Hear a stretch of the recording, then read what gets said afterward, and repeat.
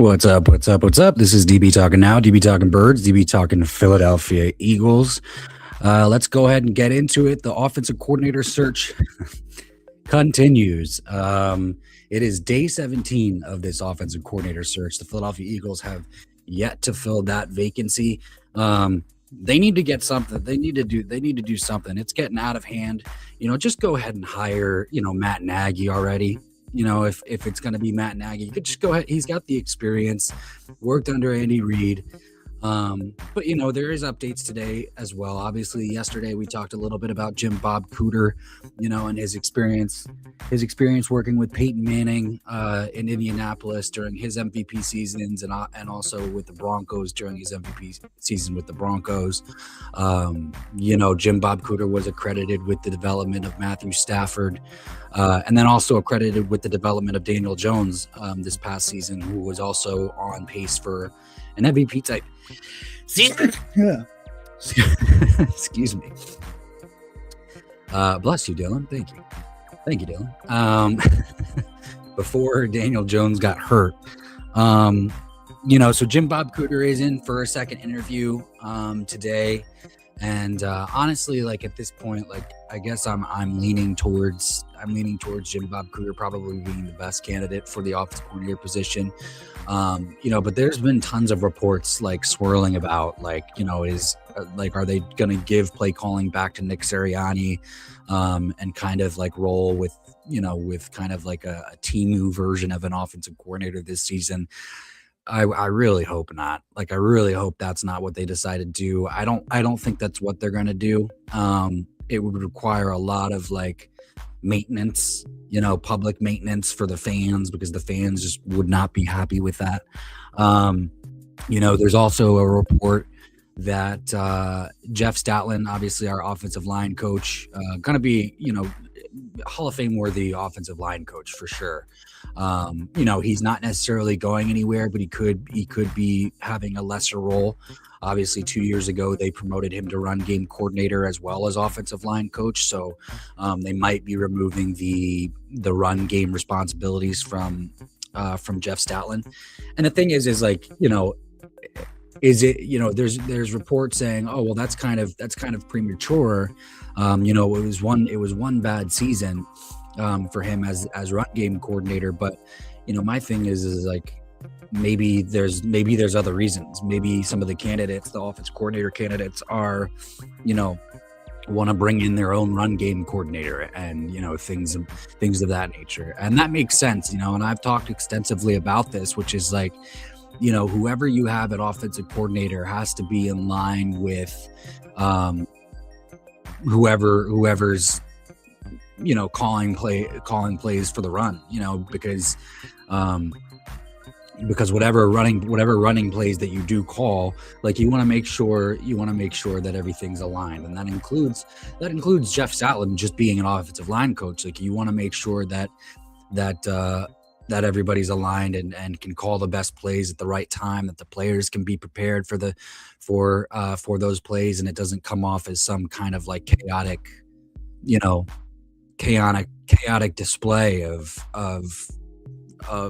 play calling, which is exactly what we experienced, this past season. So, it's going to be important to find a guy who can be in line with the offensive coordinator, or who can be in line with Jeff Stoutland, and also the run game coordinator. And I think that was one of the key contributors to probably losing out on Mike McDaniel.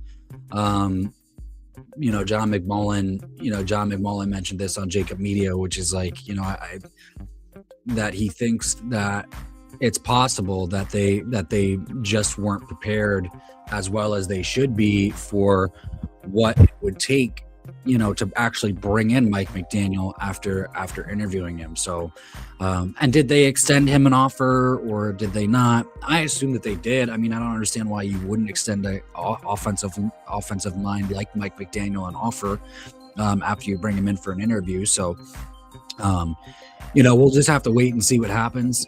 So right now, Sean Mannion, who I mentioned yesterday, who I don't think is ready for the role. You know, he's been an offensive assistant in Green Bay for the past 2 years. Prior to that, he was a career backup quarterback. He doesn't have any experience calling plays. They're bringing him in for a second. They brought him in for a second interview, and then, like I said, Jim Bob Cooter today for a second interview. So, yeah, I really hope it's not somebody like Sean Mannion, and that includes Davis Webb. Davis Webb, offensive coordinator for the Denver Broncos. Now, granted, I understand the intrigue and I understand the interest in bringing in a guy like Davis Webb, but because due to the development of Bo Nix in his second year as a pro, but I think that at this point, it's not like Jalen Hurts is in his second year. You have to bring in somebody that these players are going to believe in. We have so many experienced players. Like the guy that you got to bring in as offensive coordinator needs to believe, or the players needed to believe in him. So, yeah, I don't want a guy like Sean Mannion, and if it's going to be between the two, Sean Mannion and Jim Bob Cooter, yeah, I'm going to bring in Jim Bob Cooter. There's also reports, though, that the Giants are bringing in Jim Bob Cooter for an interview as well. So are the Giants trying to sabotage our offensive coordinator search? Maybe. They are rivals. But I this isn't college, right? Like, it's not like, you don't do like. It'd be very kind of immature to do that, just to try and get back at a team or distract a team in the NFL, and that includes even if it's a rival. I mean, the Dallas Cowboys did it. We allowed them to hire Christian Parker, but we obviously can't block a Christian Parker interview with the Dallas Cowboys if he's going from secondaries coach to an elevation position, which would be defensive coordinator, which he did get. But anyway, yeah. So I think I am a little worried about the fact that Jim Bob Cooter is actually interviewing with the Giants, and the reason why I do say that is because John Harbaugh, as their new head coach, is just more of an attractive option. I mean, if I were in Jim Bob Cooter's shoes, I'm sure that is exactly what I would be thinking is, better coach. I'm not going to sugarcoat it. John Harbaugh is a better coach than Nick Sirianni, regardless of the record. He's been a good play caller in the past, and he's also a player's coach, and he's a culture builder. He's all of those things, and he's got tons of experience. So, yeah, I mean, I wouldn't blame Jim Bob Cooter if Jim Bob Cooter accepted the OC position in New York rather than Philadelphia. It sucks for sure, but that's the thing is what if Jim Bob Cooter accepts the position in New York? Where does that leave the Philadelphia Eagles? I can tell you where it leaves me. It leaves me back in kind of square one where I said previously. It's like I don't think this franchise knew what they were doing. I think they got this huge chip on their shoulder, and I think that they think that they're the elite of the elite, which they are. They're a top 5 franchise for sure. But you can't walk into an offensive coordinator search with all this pride on your fucking shoulders, pride on your fucking head. Like, you need to pay these guys their respect as well. And just to think, and that's my thing is do they go into these staffing searches? Because this is it. Oh, anytime they do a staff search, it takes them for fucking ever to find somebody. So I mean, do they go into these staffing searches thinking that these offensive coordinator candidates or these offensive coordinator candidates are just going to come running for the position? No, of course. Obviously we've seen, and there's underlying reasons for why candidates are turning away from this position. On the surface, it looks like a phenomenal like a phenomenal opportunity for anybody who gets the chance. And you have a big market in Philadelphia, and you have players like Jalen Hurts and AJ Brown and Devontae Smith, and you have above average. You have an elite offensive line when healthy, and you have Saquon Barkley, and you have young emerging Tank Bigsby, and you've got all of these weapons and all of this talent, and yet you still have guys turning away from being the offense coordinator position. Or being the offense coordinator for the Philadelphia Eagles. So it's like there's got to be some underlying reason. You know what I mean? There's got to be some underlying reason as to why this is going on. And obviously, like I said at the beginning of the stream, we're in day 17 now. We're in day 17. We're 4 days away from being from being 3 weeks removed from firing Kevin Petullo. Like it's almost been a month. Like, what's taken this team so doggone long? You know what I'm saying? I mean, we can look for updates all we want, as far as this search is concerned, but like there's just nothing, there's nothing coming up. There's nothing being reported. It was reported that it was a possibility that the Philadelphia Eagles would announce something today. It doesn't look like that. As of now, Thursday, January 29th, day after my birthday. 4 reported second interviews for the Eagles OC vacancy. Packers QB coach Sean Mannion, Colts offensive coordinator Jim Bob Cooter, Bucks offensive coordinator Josh Gizzard, and Texans quarterback coach Gerard Johnson. The Texans quarterback Gerard Johnson, quarterback coach Gerard Johnson, he's another one of those guys that doesn't do it for me. Just doesn't do it for me. Do the Bucks, as far as Josh Gizzard is concerned, the Bucks offensive coordinator, it would be something. Like the Bucks did have a decent offense, since Josh Gizzard has been the offensive coordinator. So, is it enough? Is it enough to intrigue me? Probably not. Sean Mannion's the same way. I'll go back to Jim Bob Cooter out of being one of those 4 guys who got a second interview. He's the only one that I would think would be the logical choice, the smart choice. I don't want any of those other candidates who are currently in for a second interview. Josh Gizzard, offense coordinator of the Bucks, Sean Mannion, and who else was it? Let's go back and see it. Gerard Johnson, quarterback coach of the Texans. Why the fuck would we bring in Gerard Johnson? Did the Philadelphia Eagles witness the decline of CJ Stroud like the rest of the league did, or did they see something else? Like CJ Stroud threw 5 interceptions in the playoffs in one game. Why would we bring in their quarterbacks coach? And again, another inexperienced guy, another inexperienced guy that you need somebody who's going to push Jalen Hurts.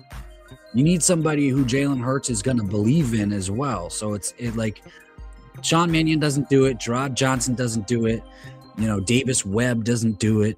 The only guy that I think that would do it really is probably Jim Bob Cooter with all of his experience.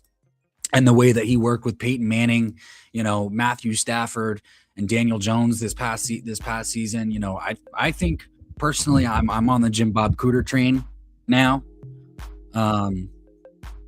Like I said previously, worked with Peyton Manning during his MVP seasons. Worked with Matthew Stafford, was responsible for the development of Matthew Stafford in Detroit, and basically was developing Daniel Jones last year, who was on pace to have an MVP season before he got hurt.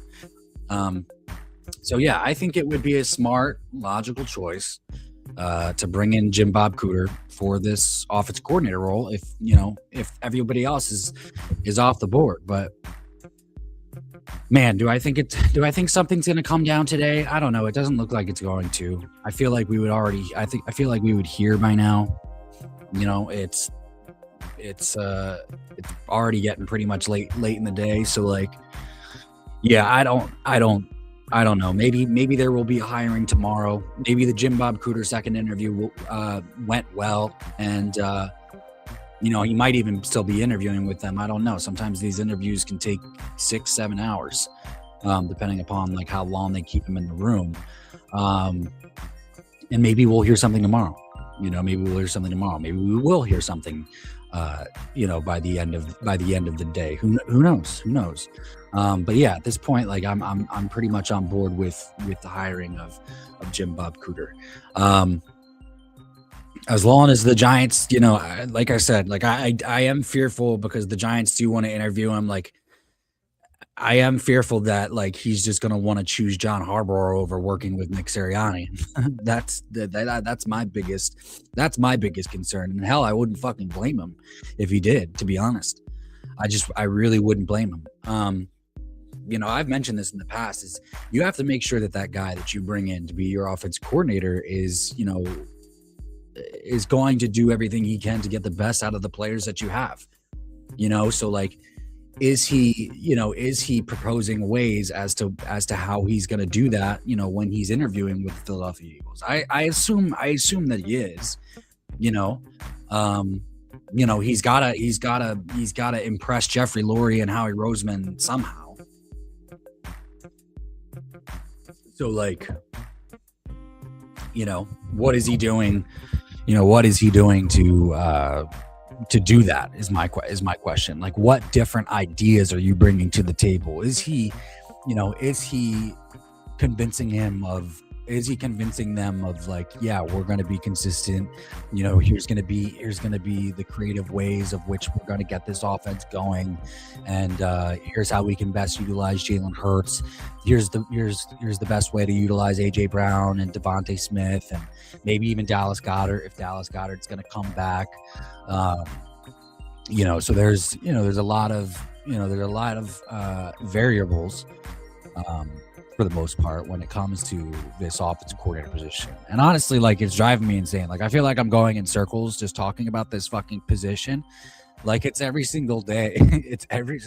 We're talking about the offensive coordinator search because it just seems to never end. And I think that like Philadelphia Eagles fans at this point, like, they just want them to hire somebody. Like, we're just kind of tired of waiting. Like, we want to draw up a conclusion or a hypothesis of how we think that the season's going to go. Like, that's where our brain's at right now. Like, we want to get excited and analyze, the hiring. That's kind of like, the Philadelphia Eagles fans wanted to be in that mindset like a week ago. But obviously here we are like a week later, 17 days later, and we're still dealing with finding this offensive coordinator position or filling this offensive coordinator position. And yeah, we don't know. We kind of have our hands under our bums and really don't know what to make of anything right now. What type of players are they going to draft? Obviously, we can kind of guesstimate, what those types of players are going to be. Howie Roseman is the guy that's in charge of obviously drafting personnel and so on and so forth. So they're obviously going to pretty much probably take, the best player available like they normally do or have done over the last like 6 years, ever since Howie Roseman became better at drafting players. But whoever we do bring in at the offensive coordinator is going to tell us a lot about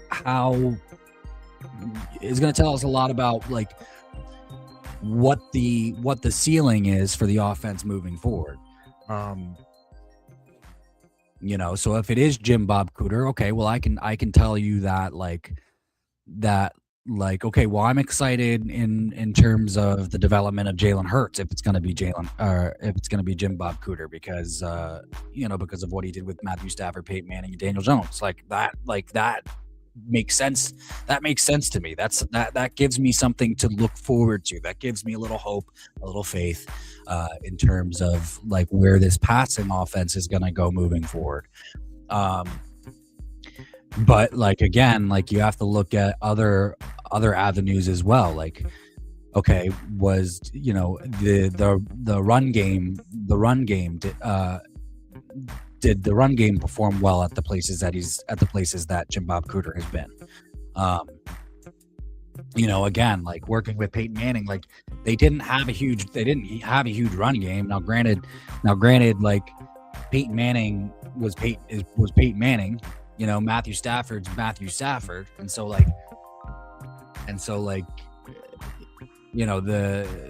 Stafford in Detroit didn't have a huge run game either. He pretty much just had Calvin Johnson throwing, catching the ball, playing at wide receiver. So, what can Jim Bob Cooter come in and do for Jalen Hurts? I gotta be honest with you. Like I do get excited about that idea. I do get excited about that pairing, and I do get excited about Jim Bob Cooter's experience and working with those guys. And I think I would think Jalen Hurts would too. I think I feel like Jalen Hurts would respect Jim Bob Cooter's experience. And honestly, like I feel like Jim Bob Cooter would probably get the best out of Jalen Hurts. Like that's just kind of where I go at the end of the day. Like I feel like there would be, I feel like that would be a good pairing. Would it be magnificent? Is it like a magical elixir, for this offense? I don't know. Probably not. But I think Eagles fans just want anything better than Nick Sirianni and anything better than Kevin Patullo, and we want to see somebody who can bring in a consistent offense that like has the ability to move the chains. We don't want to have tale of two half type of games anymore. Like if we're going to perform well in the first half, we want to continue to perform well in the second half, and there shouldn't be like some drastic difference between the two. So we'll just have to see. We'll just have to see what happens moving forward. But yeah, I did see this mock draft, 7-round mock draft simulation that I kind of want to go over is right here. This mock draft. I don't know how to pronounce this guy's name, but he's an offensive guard out of Penn State, Oliva Vega. I don't know how to pronounce his last name. Guard, Penn State, pick 23. Round 2, pick 54, Omar Cooper Jr., wide receiver out of Indiana. 6 foot, 205, well-built wide receiver. Yeah, I mean, it like Cooper played the majority of this last season in the slot where he thrived, but has experience winning it as an outside receiver as well.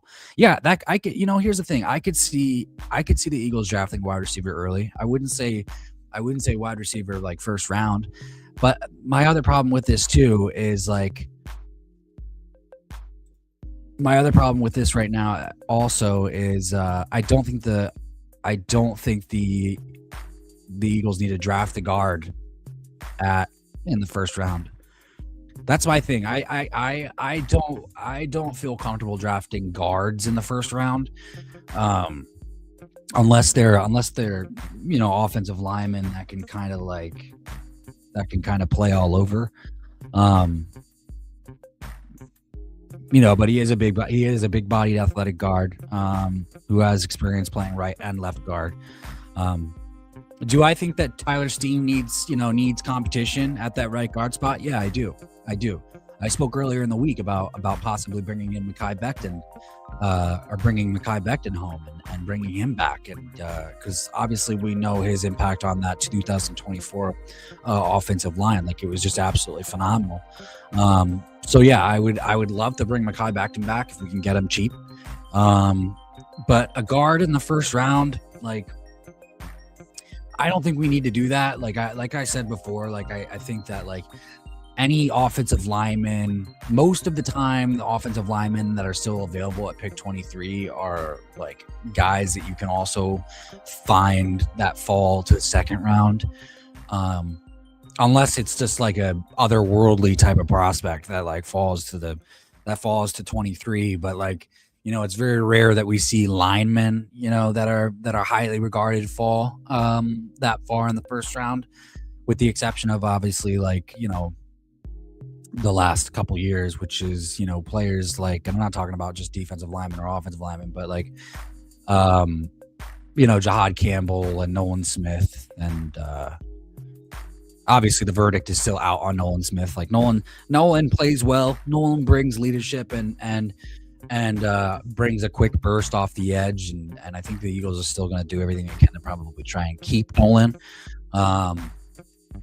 We're not quite at the point where like we have to exercise his 5th-year option, so it's going to be really important to see what he does moving forward in this next season. But let's continue with this. Let's continue with this mock. 3rd round, pick 68, Derek Moore, edge defender out of Michigan. Derek was dominant in 2025, despite being a part of a heavy rotation of Michigan's defensive line. Moore picked up 11 sacks and was disruptive on a regular basis.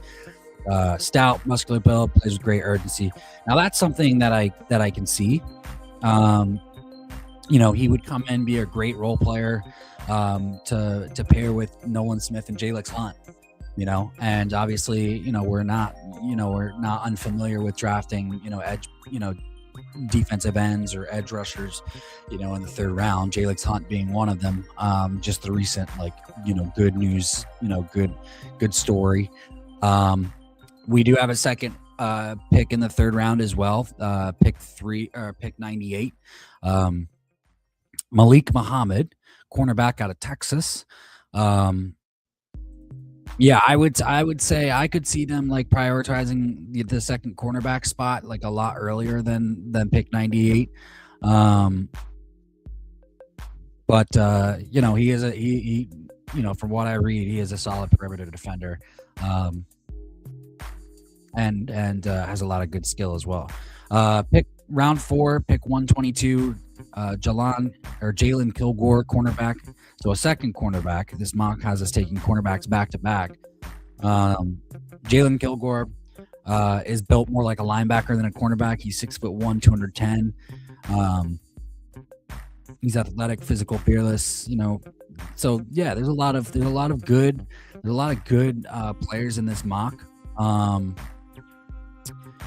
And then it has us taking a center, Pat Coogan out of Indiana, in the 4th round, which makes sense. Like that, I see. Like that I see happening. Pat Coogan strikes me as the type of player that every fan base wants in this draft. Obviously we know how good that Indiana team was or has been. So we'll just have to see what happens. It's exciting. My favorite part of the off season, obviously, I think anybody's favorite part of the off season is obviously free agency, and then the draft, and really getting down to the nitty gritty, understanding all of these different players that are entering the draft and stuff like that. Like which, and the reason for that obviously is you're looking for your team to make additions.